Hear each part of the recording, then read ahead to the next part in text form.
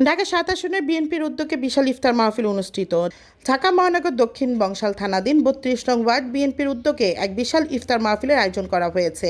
ইফতার মাহফিলটি অনুষ্ঠিত হয় ঢাকা ৭ আসনের মাননীয় সংসদ সদস্য জনাব হামিদুর রহমান হামিদের পক্ষ থেকে। অনুষ্ঠানে প্রধান অতিথি হিসেবে উপস্থিত ছিলেন মাননীয় সংসদ সদস্য হামিদুর রহমান হামিদ। ইফতার মাহফিলে সভাপতিত্ব করেন ৩২ নং ওয়ার্ড বিএনপির সভাপতি হাজী মোহাম্মদ তাজু। বিশেষ অতিথি হিসেবে উপস্থিত ছিলেন ৩২ নং ওয়ার্ড বিএনপির সাধারণ সম্পাদক মোহাম্মদ জুবায়ের আলম। ইফতার মাহফিলে দেশনেত্রী ও সাবেক প্রধানমন্ত্রী খালেদা জিয়ার রুহের মাগফিরাত কামনা করে বিশেষ দোয়া ও মোনাজাত করা হয়। এ সময় দেশ ও শান্তি, কল্যাণ এবং শান্তি শৃঙ্খলা কামনা করে দোয়া করা হয়।